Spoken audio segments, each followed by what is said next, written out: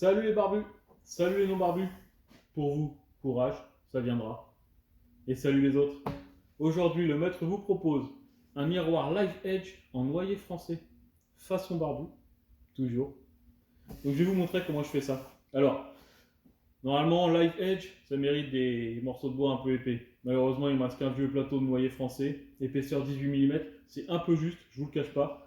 Mais si on veut pas attendre 6 mois d'avoir du bois, parce qu'en ce moment c'est compliqué, j'ai vu avec le client, il est d'accord, donc ce sera un peu fin, mais je vais vous montrer ça. Et au lieu de faire une feuillure, pour encaisser le miroir, on va mettre des barres de 5 mm derrière le noyer, donc je vais vous montrer ça. Vous allez voir, c'est assez simple. Le Live Edge en ce moment, ça marche bien. C'est plaisant à faire, donc on va en profiter. Je vous montre tout ça. Allez, c'est parti.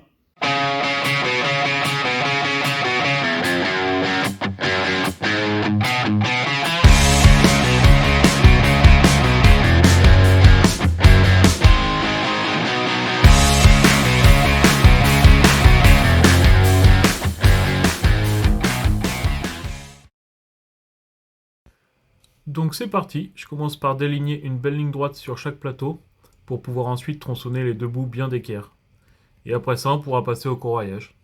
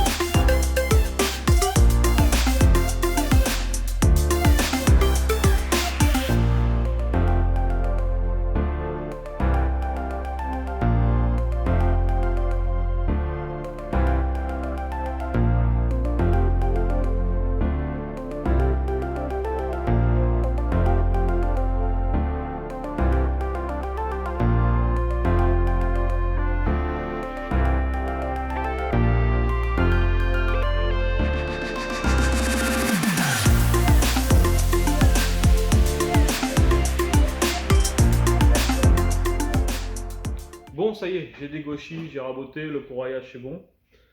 Je vais aller le poncer à la ponceuse à bande. Alors pour des soucis de rentabilité, parce que moi c'est une commande, je vais utiliser la grosse machine, mais chez vous, vous pouvez le poncer à la ponceuse tank, à la ponceuse vibrante, à la main, c'est pas un souci. Si vous avez un peu plus de temps, vous faites avec les moyens que vous avez. Donc moi je vais aller sur la grosse ponceuse, et après, on va tout simplement, au lieu de faire une feuillure parce que j'ai une épaisseur qui est fine, j'aurais eu un plateau un peu plus épais, j'aurais pu faire une feuillure. Je vous aurais montré comment on fait, ça fera le sujet d'une autre vidéo. Là, ce qui va se passer, c'est que je vais éviter des bandes de contreplaqué de 5 mm qu'on va venir en fait clouer derrière de chaque côté, qui feront office de feuillure tout simplement, pour pas encore diminuer l'épaisseur du noyer. Voilà. Pareil, choix. On a fait le choix de garder l'aubier parce qu'on me l'a demandé. Voilà. Le client aime bien la couleur qui tranche, le jaune de l'aubier avec le marron du noyer français, parce que c'est du noyer français. Donc voilà, ça c'est un choix personnel. Après, on aurait pu très bien couper le long de l'aubier comme on fait d'habitude et garder les bords en live edge quand même, c'est pas un souci. Donc je vais à la ponceuse, je vous montre comment je ponce à la ponceuse. On se retrouve là-bas. A tout de suite.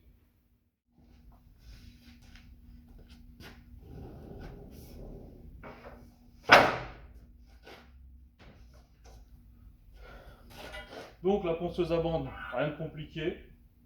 Vous voyez, moi j'ai une grande bande qui fait 8 mètres de périmètre. Et en fait, je vais venir tout simplement régler la hauteur de la table. Et avec le ski, on va venir frotter le bois dans le sens de ponçage du papier. D'accord? Toujours dans l'aspiration. Donc voilà en gros comment ça va se passer. Et quand j'ai un plateau large, en même temps je vais aller avec la table. C'est-à-dire que hop, je vais aller comme ça et en même temps j'avance. Je frotte avec le ski et en même temps je vais aller avec la table. Voilà comment nous on fonctionne sur les grosses ponceuses à bande. C'est un plateau qui fait 3 mètres, au-delà, ça passe plus, mais c'est déjà une belle machine pour faire de la finition. On peut mettre du papier de 80, 120, 150, c'est pas un souci. Évidemment, tout ce qui est champ, on va le faire à la main, ça change pas d'habitude. Mais c'est pareil, chez vous, vous pouvez poncer donc à la ponceuse vibrante, ou au tank, ou tout simplement à la main si vous avez plus de temps. Mais nous, c'est vrai qu'avec cette machine-là, ça va prendre à peu près, vous allez voir, 2 minutes et encore.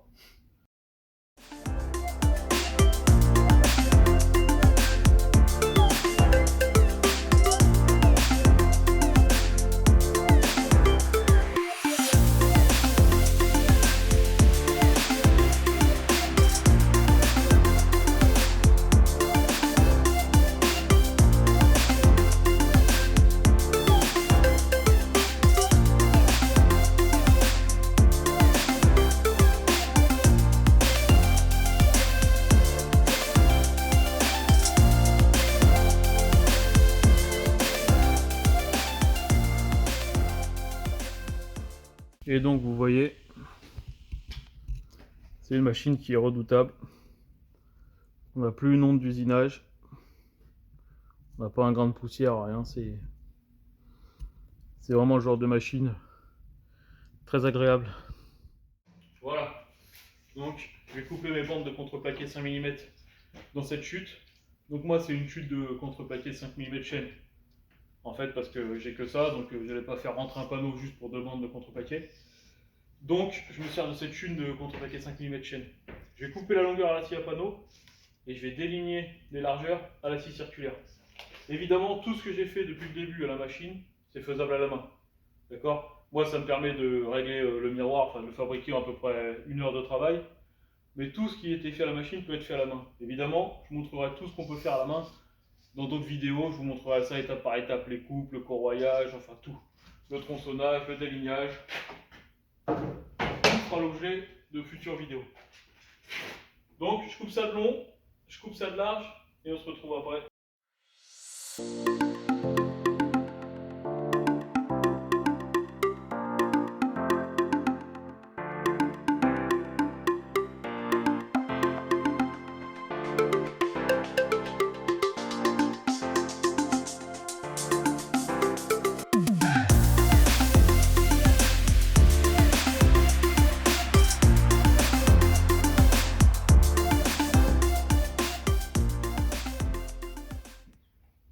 Donc, j'ai découpé mes 2 bandes de contreplaqué.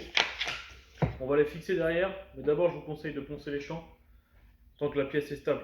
Parce qu'après, si on a une bande qui est en dessous et qu'on veut poncer les champs, ce sera compliqué. Et si on le met à l'envers, on pourra faire qu'un côté et c'est embêtant. Donc poncez les champs et après on cloue ça. Allez, c'est parti.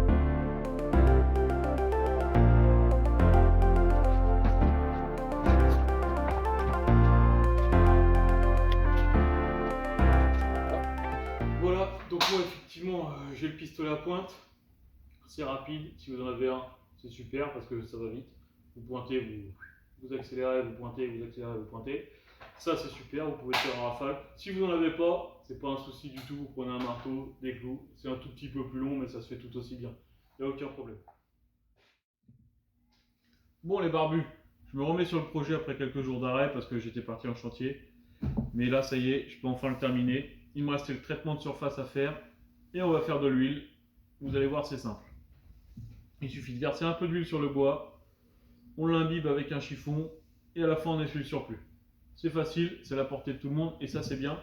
Ça donne une finition brute et en ce moment c'est très tendance et c'est très joli. Donc on va faire ça. Pour ça, il faut que le bois soit bien préparé. Donc déjà il faut le dépoussiérer. Ce qu'il y a de plus efficace c'est la soufflette. Mais si vous travaillez dans un endroit un peu restreint, ça fait beaucoup de poussière. Donc je vous conseille l'aspirateur. C'est un peu moins efficace, mais c'est bien quand même. Donc soufflette ou aspirateur en dépoussière.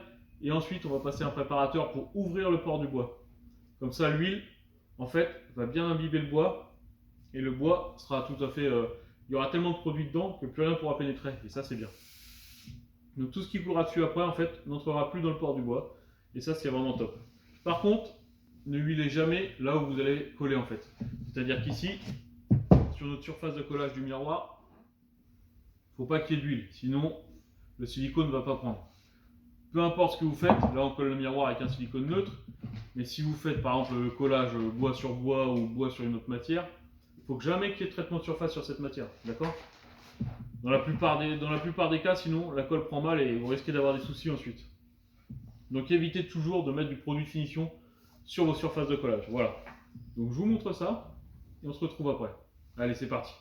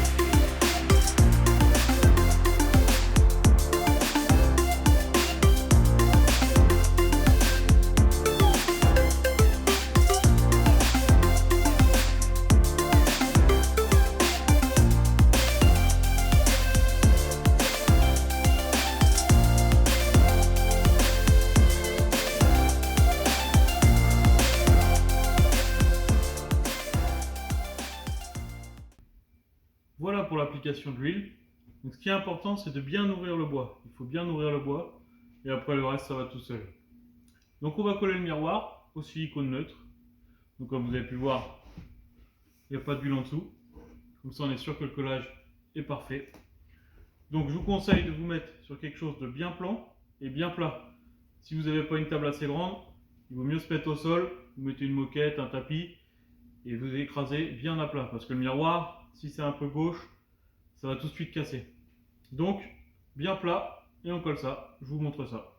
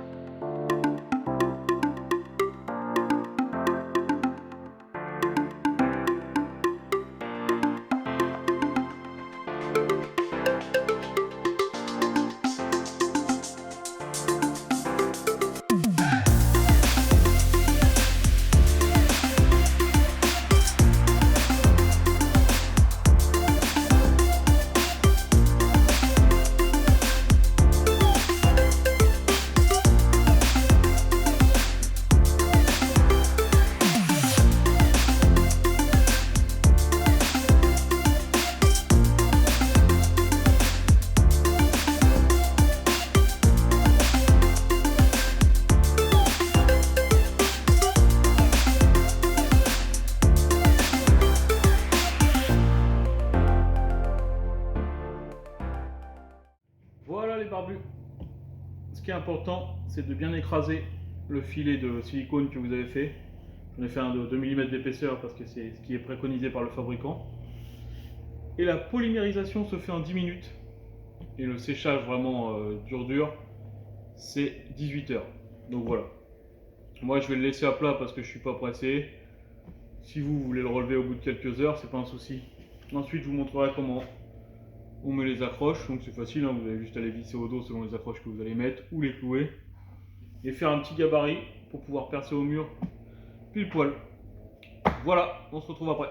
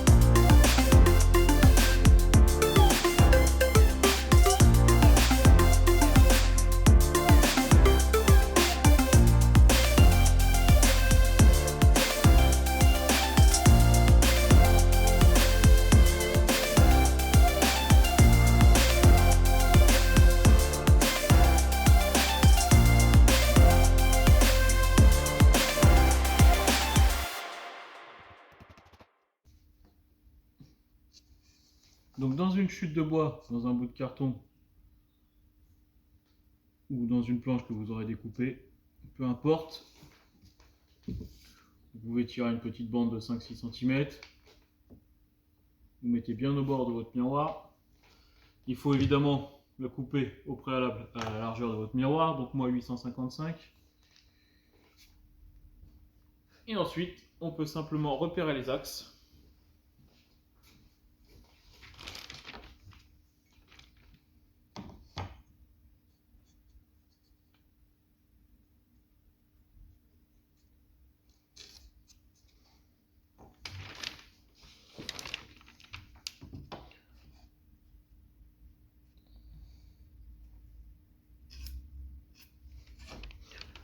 Voilà. Une fois qu'on a les axes décrochés, important d'établir tout de suite. Conseil de mettre une flèche qui indique le haut. Voilà, vous savez dans quel sens poser votre miroir au mur. Ici, évidemment, ce sera le contre-parement. Il faudra poser cette face au mur. Donc la face avec la croix, vous la posez au mur. La flèche vers le haut. Ici, vous percez en plein milieu de votre barre. Moi, j'ai tiré une barre de 5 cm. Donc on va faire deux trous à 2,5.